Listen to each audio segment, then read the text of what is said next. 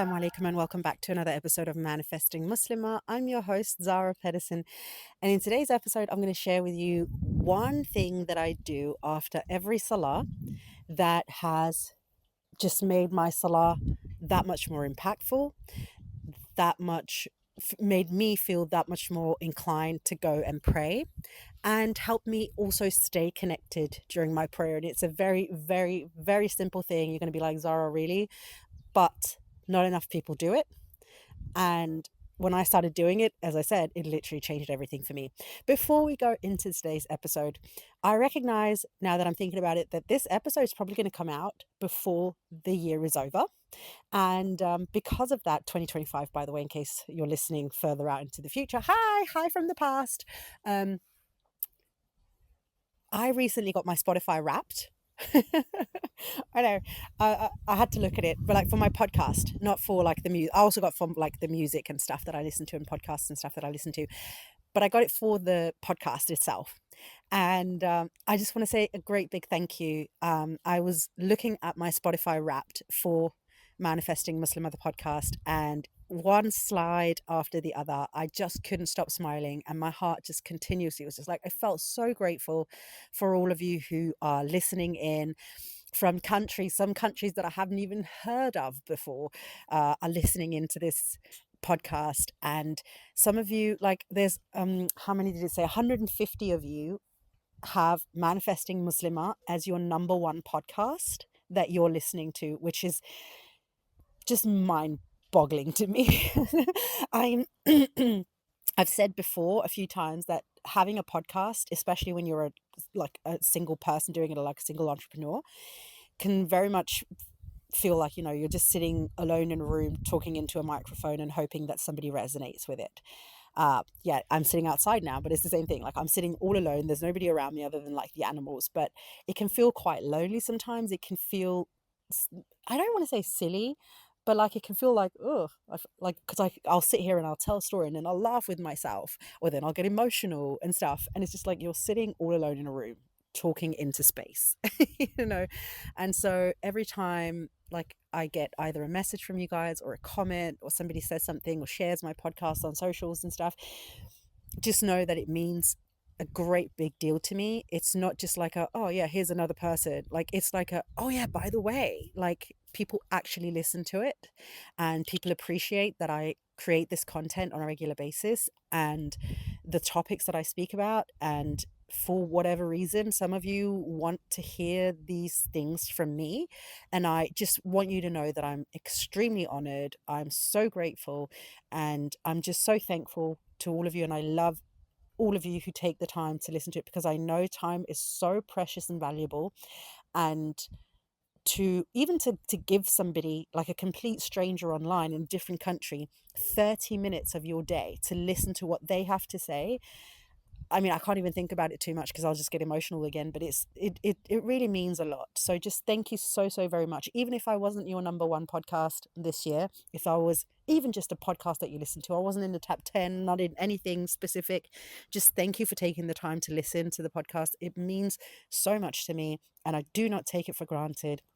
And I genuinely just hope that I can continue making podcast episodes that resonate with you. That's the one. That, oh wow, that was a big old wind gust. You could probably hear that right in the microphone because that was quite a bit. But I hope I can continue making content that you're proud of, that you want to listen to, that creates reflections within you, that can help you elevate, have new thoughts, learn new things. And yeah, I just wanted to say thank you before we begin. Anyway, so let's get into the actual topic of today's episode. Let's not get too gushy here. Like, we're not here for that. So Salah. I have had quite a few comments and messages from a few of you saying, like, how do I, connect in my salah, feel distant in my salah? It's easy for me to skip a salah.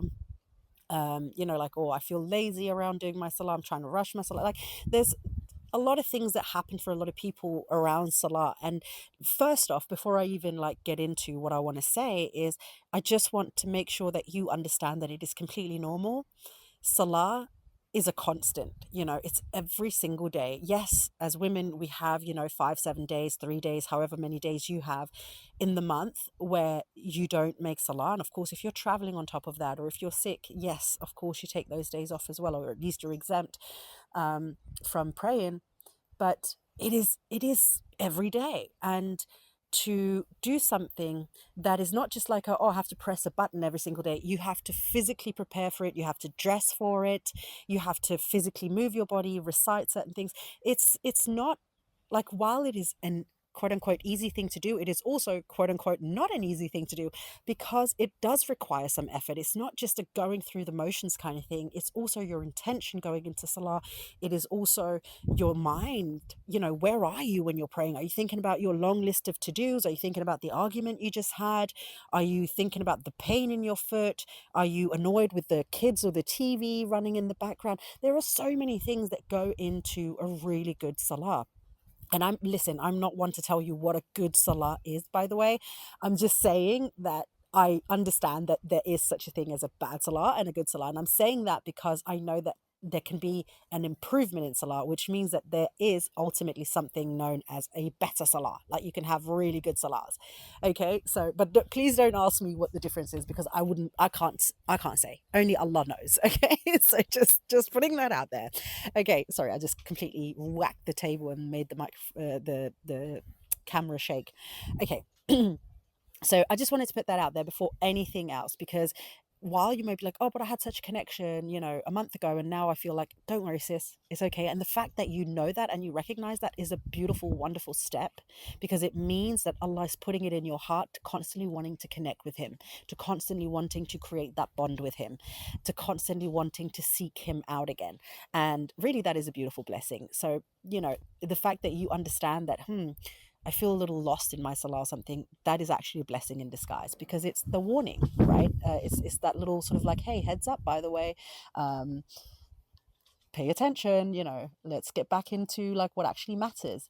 So one thing that I started doing, I don't actually remember when. I feel like it actually happened shortly after my divorce, when I moved to Spain. And I decided that I wanted to take my salah more seriously, but because before that I was sort of like more of a sporadic salah prayer person. I don't know what it's called. And I remember I was still struggling with it, but I could feel the value of my salah, in that whenever I prayed, I felt amazing and I had great days, and my mental health was better. I just overall feel better. I'm sure you can relate to that as well. Like, when we're praying, we feel our best and we live our best lives at the same time. But I was still struggling, because it was still like a new thing to me, to wanting to come to prayer every single day. And one thing that I found myself doing was, I would guilt myself so hard and shame myself so hard whenever I didn't pray. And I would, I'll just be really hard on myself for in those moments. And I just remember thinking, this is not conducive. Like, it's not helping me with anything. It's making me feel worse, because it's, it puts me in that situation of like, oh, well, I'm already bad, so I might as well, like, one foot in, might as well put my whole body in. Like, it's the whole throw the baby out with the bathwater kind of situation that the guilt would make me feel. And so I was like, this is not really conducive to me. So I need to find a different way to approach salah and to view salah. And one thing that I started doing, where after I prayed, was, how can I turn this into a positive experience now? It's not like not just like for the sake of I prayed, but in my mindset as well. And I just started sort of like, kind of intuitively. I didn't really think about this too much at the time, but I just started thanking Allah for the prayer, thanking Allah for calling me to that prayer, making it easy for me to come to that prayer, thanking Him for giving me one more prayer. So I would just kind of, every time I finished my salah, I would just kind of like 2 seconds, and it literally is that simple. And I know it sounds so basic, but I would just say thank you, and I would say it out loud. I wouldn't just think it. I know Allah, of course, can hear it and stuff, and He knows, but I would make a point of physically out loud saying thank you. and just sitting in that gratitude of, hey, I just prayed another prayer. And one thing that did was, while I can still feel guilt and shame and all those things if I'm missing a salah here and there, I'm focusing on, but Allah's given me these other prayers. So I'm focusing on the positive rather than the negative, because the focus on the negative is going to keep me stuck in the negative. Very much manifestation over here, okay? I mean, we're not moving away from that. But it's very much a changing my perception around, instead of all the things that I don't do, the things that I do. So, I'm sorry. So it's changing my perspective to focus on the positive rather than the negative. Focus on what you're putting in instead of what you forgot. I don't know if that's a thing, but and it completely changed the way that I approach my salah now. And it's making me want to come to prayer more often. Also because in the time that I started doing that up until now, it's been like, what, 3 years or something at this point. Oh my god, time flies. In that time, I've also now like grown more in my deen and with my relationship with Allah and with my salah and in my understanding of salah and just generally my understanding of Islam and education and stuff. And